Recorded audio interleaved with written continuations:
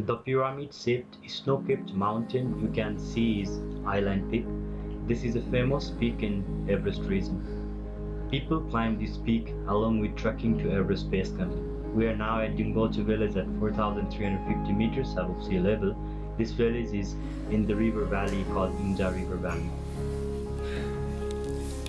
Alright, good morning from Dingboche. We are here.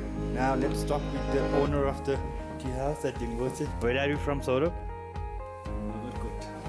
Nagarkot. Oh, you guys, you must know the Nagarkot. It's the place where sunrise and sunset is so famous in Nepal, right? It's close by Kathmandu. But he has tea house in Dingboche. What is the height of Dingboche? 4,410 meters. Oh yeah, it is so high here. Yeah, so you can see the mountains. That is Amadablam up there. It is like one of the technical mountain.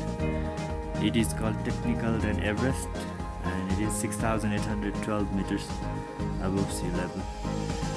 Alright guys, we are going for a hike to Nangkarsnang peak, and then we'll come back to Saurabh's place to have lunch. Then. Good morning, Arun.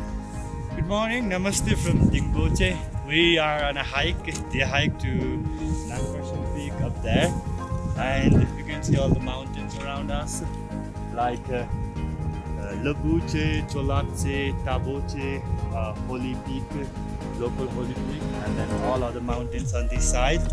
And we have stunning mountain, Mount Amadablam in front of us, and Kantegat Hamserpur, all the beautiful mountain around us. And we are on the ridge top of Dingboche, from where the valley view of Dingboche is perfect.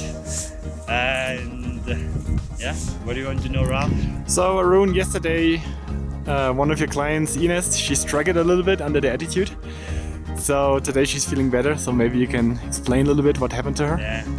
Yeah, we are glad she's fine now. But altitude sickness is like when you are at 3,000 meter and above 3,000 meter, it's different scenario. When you are at above 4,000, that's different scenario. So we didn't take because our guests were really fit, so we didn't take rest in Namche.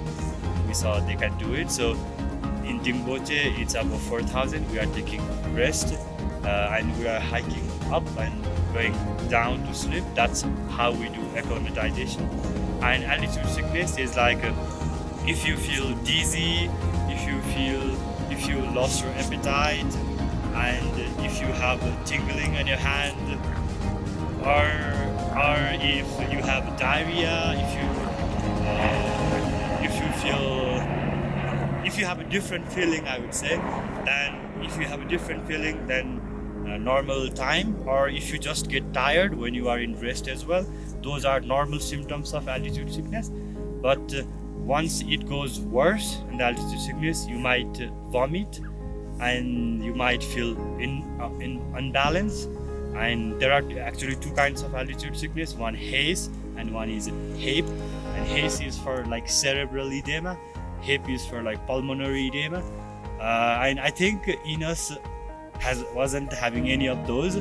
She's fine now because she just had cold, because the tea house we stayed in Dingboche wasn't like, their room was on ground floor. That's why maybe it was cold and she did got some headache, but now she's all fine. And so to conquer all those altitude symptoms, altitude sickness, whatever, we are hiking up like 400-500 meters up from Dingboche to watch the flag you see up there, and then after we go down, sleep in Dingboche, the same tea house, and we will do it. We will do the chola pass, we will do the base camp, we will do gokyo, we will do everything. So you are welcome to Nepal. Namaste.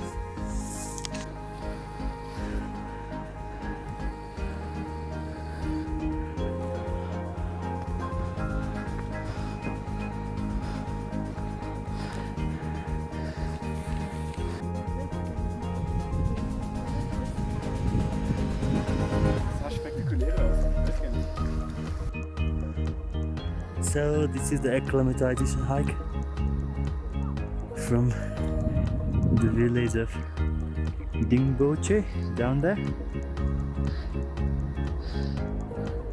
Amadabla. Dingboche, Imja River, Gangtega, Tamserku, and photo time there. They're taking pictures.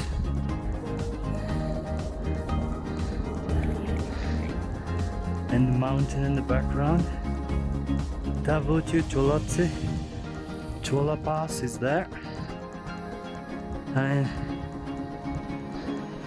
famous peak, Dingboche peak. So the trail we have been walking so far, all the way down from there, from the village down there.